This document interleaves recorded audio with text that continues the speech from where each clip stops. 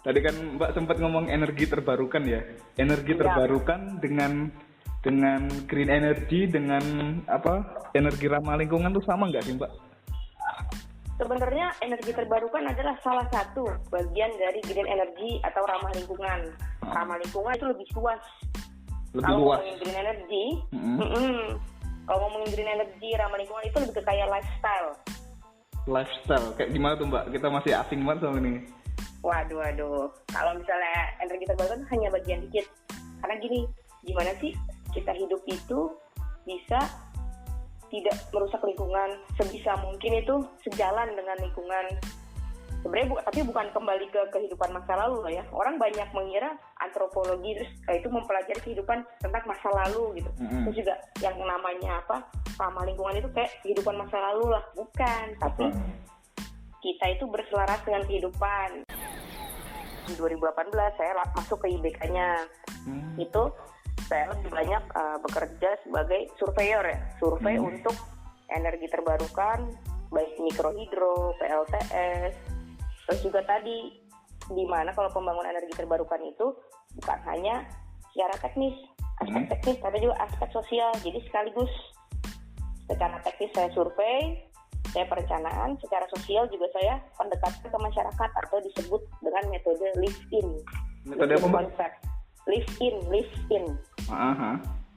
Live-in, L-I-V-E-in ya, live-in. Itu dimana metode itu tinggal bersama masyarakat, merasakan kehidupan sehari-hari masyarakat seperti apa. Misalnya saya tinggal waktu itu di Jawa Tengah, kekurangan air bersih. Ya udah, saya nggak mandi, saya mandinya pakai air waduk. Atau saya mandinya nunggu ada air hujan, atau saya mandinya ngangkut air dulu dari waduk atas. Jadi itu daerahnya berbukit-bukit gitu. Gila. Jadi di mana terus kalau memang mereka petani, kita nyobain bertani. Kenapa? Kita itu harus istilahnya melebur dengan masyarakat, memakai sepatu rakyat. Dari Mas Hagil, ini ada 2 pertanyaan. Yang pertama, green energy buat wilayah kepulauan yang ekonomis dan praktis itu apa? Langsung jawab deh. Iya, langsung aja Mbak. Kalau yang pernah saya pelajari itu salah satu di Pulau Maratua ya, ngelihat di sana itu mereka pakai PLTS 1, dan yang keduanya itu ngelola air bersih juga dengan PLTS. Jadi sistem desalinasi di mana air laut itu dirubah jadi air minum. Jadi dari PLTS tersebut kita dapat listrik, yang satu, yang kedua kita dapat air bersih.